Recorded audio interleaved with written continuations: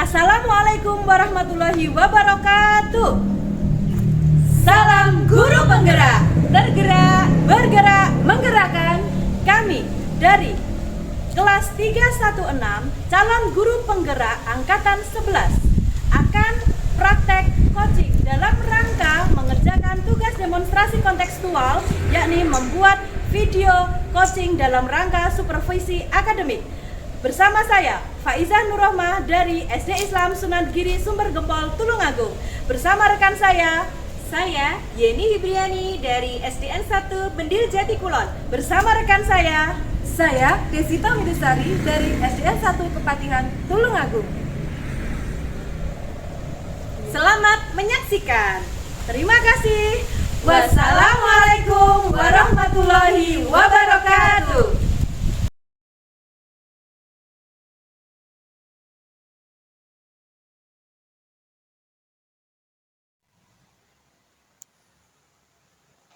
Assalamualaikum warahmatullahi wabarakatuh. Waalaikumsalam warahmatullahi wabarakatuh. Alhamdulillah pada siang hari ini kita bisa berkumpul di sini di SDN 1 Kepatihan dalam keadaan sehat walafiat tanpa kurang suatu apapun. Di sini kita akan melaksanakan praktek coaching untuk memenuhi tugas demonstrasi kontekstual pada modul 2.3. Dalam kesempatan ini, Bu Faizah akan berperan sebagai coach dan Ibu Desita akan berperan sebagai coachee. Sebelum itu, saya akan bertanya suatu hal, Bu Faizah. Pada sesi coaching yang terpenting adalah sebuah alur, yaitu alur tirta. Coba Ibu Faizah jelaskan apa itu yang dimaksud alur tirta. Ya, jadi alur tirta itu dimana alur ini dapat membantu kita dalam proses coaching. Yang pertama T itu merupakan tujuan. Apa sih tujuan yang akan kita laksanakan pada coaching kali ini? Kemudian ada identifikasi masalah.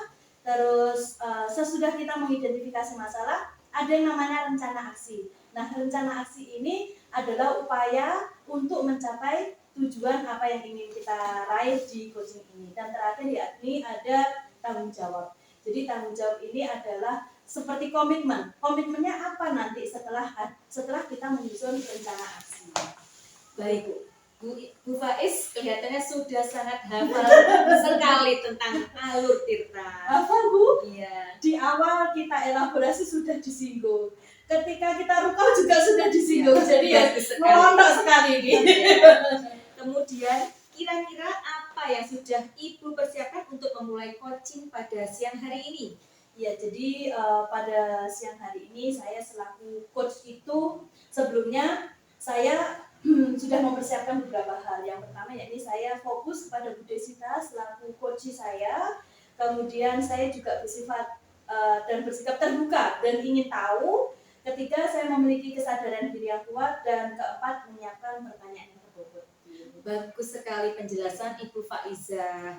Dari jawaban Ibu tadi saya menangkap 3 hal yang sangat penting untuk memulai sesi coaching, yaitu yang pertama ada kehadiran penuh atau present, kemudian mendengarkan secara aktif, dan yang ketiga mengajukan pertanyaan-pertanyaan yang berbobot. Kemudian bagaimana nanti Ibu inginkan untuk saya amati itu apa? Oke. Untuk yang jenengan amati, saya tuh pengen meningkatkan apa ya Bu ya, rasa sikap terbuka saya dan ingin tahu yang ini. Jadi mohon nanti bimbingannya dan arahannya. Baik Bu Faiz, karena itu Ibu sudah memahami apa itu alur tirta dan memahami apa yang harus dipersiapkan sebelum memulai sesi coaching. Sekarang langsung saja kita mulai sesi coaching pada siang hari ini. Silakan Bu Faiz. Oke, terima kasih Bu Yeni sebagai supervisor. Apa harapan dari observasi yang akan kita lakukan bersama kali ini? Oke, jadi pada proses coaching ini saya ingin dapat membantu coach saya dalam mengidentifikasi dari tujuan apa yang ingin dicapai Bu Yeni. Baik, silakan. Oke, terima kasih. Selamat siang Bu Desi. Selamat siang Bu Fa. Mohon maaf ya, ini minggu-minggu minggunya agak terganggu. Nggak apa-apa. Betul ya. Sehat ya Bu ya? Alhamdulillah. Oke Bu, saya mau tanya, apa yang bisa saya bantu untuk proses coaching kita hari ini? Begini Bu Pak. Di dalam kelas saya, khususnya saya kebetulan mengampu kelas 2. Iya. Terdapat beberapa siswa saya yang sepertinya dia itu malas di kelas. Malasnya itu begini Bu Pak. Dia seperti kurang termotivasi dalam setiap pembelajaran. Oke. Setiap saya berikan tugas juga tidak pernah dikerjakan apapun bentuk tugasnya, meskipun itu tugas di dalam kelas maupun dibuat PR, itu juga tidak pernah dikerjakan. Itu yang pertama. Yang kedua, di dalam kelas itu pernah saya mencoba, saya berinteraksi dengan anak langsung untuk merangsang supaya anak tersebut aktif di dalam kelas. Tapi sama saja hasilnya juga tidak bisa seperti yang saya harapkan. Jadi tidak mau menjawab juga, tetap asik bermain sendiri. Kalau nggak gitu nanti mengganggu temannya dan lain-lain. Seperti itu Bu Pak. Nah di sini saya tuh pengen tahu gimana ya caranya supaya anak-anak itu bisa termotivasi dan merespon setiap tugas yang saya berikan di dalam. Nah, dari jawabannya Bu Desi, berarti Bu Desi untuk coaching hari ini kan ingin meningkatkan kompetensi siswa ya Bu ya. betul. Bagaimana si anak ini lebih aktif, kemudian merespon setiap tugas-tugas yang Bu Desita berikan. Iya. Oke, Bu, kalau saya boleh tahu, kira-kira apa sih yang bisa atau yang akan Bu Desita lakukan untuk mencapai tujuan tersebut? Mungkin begini Bu, saya akan lebih untuk di dalam kelasnya lebih memberikan stimulus atau mungkin merancang pembelajaran yang sesuai dengan minat anak-anak. Yang sesuai Iya, Oke. jadi nanti saya harap anak-anak bisa lebih termotivasi dalam setiap mengikuti pembelajaran saya dan lebih semangat. Oke. Berbicara tentang tantangan, pasti ketika jenengan mau mengimplementasikan sebuah metode, pasti kan ada tantangan. Kira-kira tantangannya apa Bu untuk mencapai tujuan tersebut? Nah, yang pertama yang pasti satu waktu Bu. Waktu itu di sini maksud saya ada saya sebagai guru. Iya. Saya introspeksi diri di sini maksud saya dalam menyiapkan pembelajaran itu saya harus menyiapkan media, strategi pembelajaran dan sebagainya. Itu waktu mungkin saya harus membagi juga dengan tugas-tugas saya yang ada di sekolah. Yang kedua mungkin kendala juga pada anak itu sendiri. Kita kan tidak bisa langsung katakanlah dia sekarang bisa kita kondisikan, tapi belum tentu nanti berikutnya dia bisa terkondisikan kembali. Oke. Kira-kira menurut Bu Desi nih, kan pasti ada faktor X di sini ya. Kira-kira faktor apa aja Bu yang bisa kita ketahui dari si anak ini? Kalau menurut pengamatan saya sejauh ini ya Bu Pak, itu saya lihat ada beberapa penyebab. Yang pertama penyebabnya mungkin dari anak itu sendiri. Internal ya, dari faktor dari internal. Iya.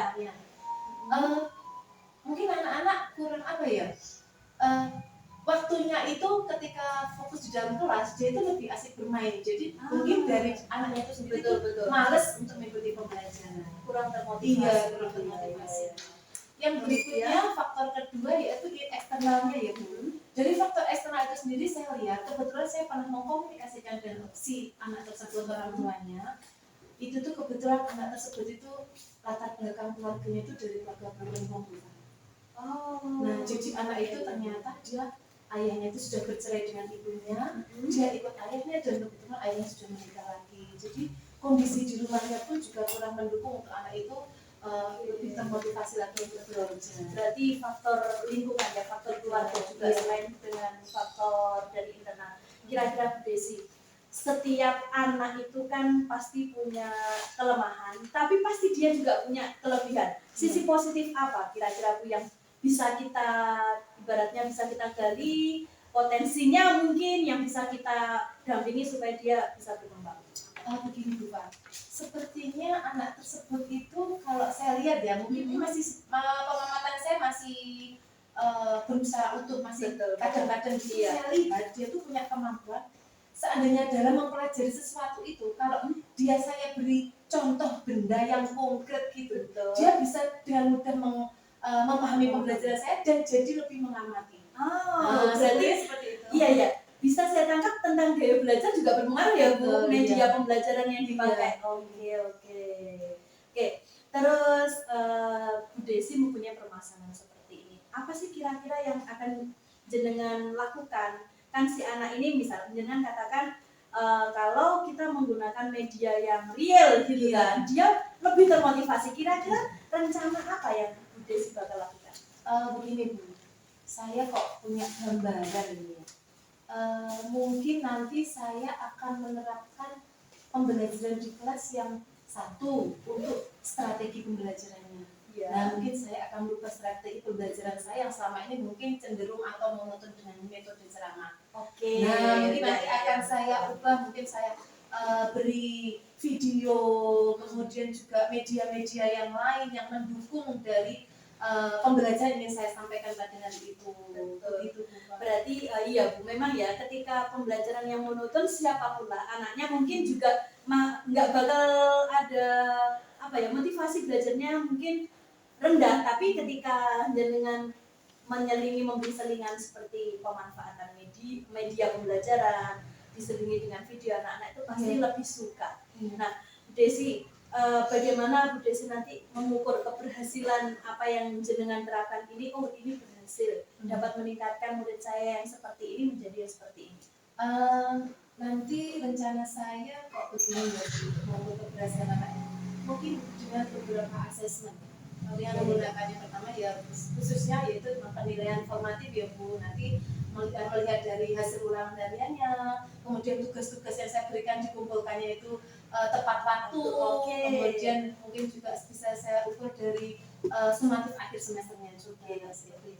Oke, dari rank 1 sampai 10 Bu Desi, kira-kira si anak ini ada berapa?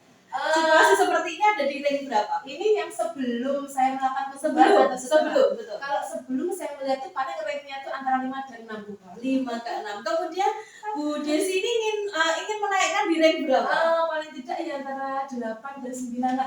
Oke, 8 dan 9 ya. Oke. Bu, terus tadi sudah rencana aksi oke. Kemudian sekarang komitmennya Bu Desi dalam masalah ini. Komitmen saya nanti mulai minggu depan yang pertama akan saya lakukan adalah saya harus merubah RPP saya. Saya usahakan RPP saya nanti sesuai dengan pembelajaran yang sudah kita pelajari, yaitu pembelajaran berdiferensiasi. Jadi di situ nanti kita bisa mencakup semua anak, baik yang kita tahu karena ini mungkin kelebihannya di secara visual, ini secara estetik atau bagaimana. Seperti itu Bu Fa. Untuk yang komitmen saya akan saya lakukan terus seperti itu, continue dan tiap hari harus saya buat pembelajaran yang berdiferensiasi. Betul. Memang terkadang Bu ya, anak itu yang cenderung pasif ketika kita memberikan pembelajaran yang menarik dan sedikit ada kegiatan fisik, katakan dengan menerapkan gaya belajar yang kinestetik itu mungkin si anak akan lebih termotivasi. Betul. Oke. Terus Bu, kira-kira ada nggak Bu Desi ini perlu bantuan apa ataupun siapa dalam menjaga komitmen ini? Betul Bu. Saya pasti akan sangat membutuhkan bantuan dari teman-teman saya juga, karena kebetulan yang mengikuti K2 itu tidak hanya saya sebagai guru kelasnya, tetapi juga ada guru agama, kemudian guru olahraga, dan juga guru bahasa Inggris. Mungkin saya nanti akan minta bantuan ke Bapak Ibu guru tersebut juga supaya nanti pembelajaran tidak hanya di kelas saya yang seperti itu, tapi untuk semua kelas. Berarti apa ini Bu? Sesuai dengan prinsip dan nilai guru penggerak apa ini Bu? Kita harus berkolaborasi, ya kan? Memang kolaborasi itu penting. Oke, baiklah. Bu Desi kira-kira kapan ini akan menerapkan rencana aksi? Ini kan anak-anak minggu depan ini masih ada kegiatan yang sumatif tengah semester ya. Mungkin nanti minggu depan saya mau melaksanakan kegiatan tersebut sambil saya merancang RPP saya. Iya, betul. Memang harus kontinuitas juga ya Bu, secara berkelanjutan. Jadi jangan sampai ketika tolak ukur keberhasilan itu sudah tercapai dengan stop di sini. Iya, betul. Jadi harus tetap ada kegiatan selanjutnya. Oke. Sekarang saya tanya Bu Desi. Bu Desi tadi datang ke sini ya. Kita ngobrol, ada permasalahan bahwa muridnya Bu Desi ini ada yang pasif dan kurang respon akan tugasnya. Terus Bu Desi juga tujuannya kan ingin memecahkan masalah ini kan. Sudah ada rencana aksinya tadi apa Bu? Rencana aksinya? Ya saya harus menerapkan pembelajaran yang berdiferensiasi. Oke. Selain itu juga memperbaiki metode Iya, pengajaran. Berarti secara tidak langsung Bu Desita sudah menjawab permasalahannya Bu Desi sendiri. Oke Bu, saya rasa cukup, Iya. sudah cukup ya Bu. Iya. Saya tunggu ngobrol berikutnya beserta dengan kabar baiknya. Hasilnya ya Bu. Semoga yang dari 5 dan 6 tadi bisa menjadi ke 8 dan 9. Amin. Terima kasih. Oke, terima kasih Bu Iya, Desi. sama-sama. Oke. Baiklah Bu Faiz dan Ibu Desita, sesi coaching sudah kita lalui dengan baik dan lancar. Alhamdulillah. Saya juga mengamati alur ceritanya juga sudah sangat nampak. Nah, tadi pada saat identifikasi, Ibu memberikan pertanyaan-pertanyaan pemantik yang sangat bagus. Itu sudah sesuai dengan standar yang kita rujuk. Iya. Harapan Ibu dari observasi yang kita lakukan juga sudah tercapai, yaitu dengan Ibu dapat membantu coaching mengidentifikasikan tujuan yang ingin dicapai. Namun demikian, saya juga melihat ada hal-hal yang harus bisa dikembangkan lagi, yaitu pada tanggung jawab. Ibu harus bisa menggali lagi apa yang harus dilaksanakan oleh Ibu Desita. Nah, menurut Ibu bagaimana pendapat Ibu? Menurut saya Bu, praktek saya dengan Bu Desita ya alhamdulillah sudah cukup lancar. Mungkin memang betul apa yang dikatakan Bu ini memang ada beberapa poin yang perlu saya kembangkan, terutama dari rasa terbuka dan keingintahuan saya Bu. Jadi kedepannya mungkin saya akan tetap menggunakan pertanyaan-pertanyaan tersebut untuk mengidentifikasi masalah atau mungkin bahkan mengembangkannya. Ya. Mungkin cukup sekian apa yang bisa kita laksanakan untuk siang hari ini. Semoga kita nanti bisa bertemu di lain kesempatan dan kita bisa menerapkan apa yang sudah kita praktekkan hari ini dengan baik. Iya, terima kasih. Terima kasih Bu Yeni. Ya, sama-sama Bu Faiza dan Bu Desita. Wassalamualaikum warahmatullahi wabarakatuh. Waalaikumsalam warahmatullahi wabarakatuh.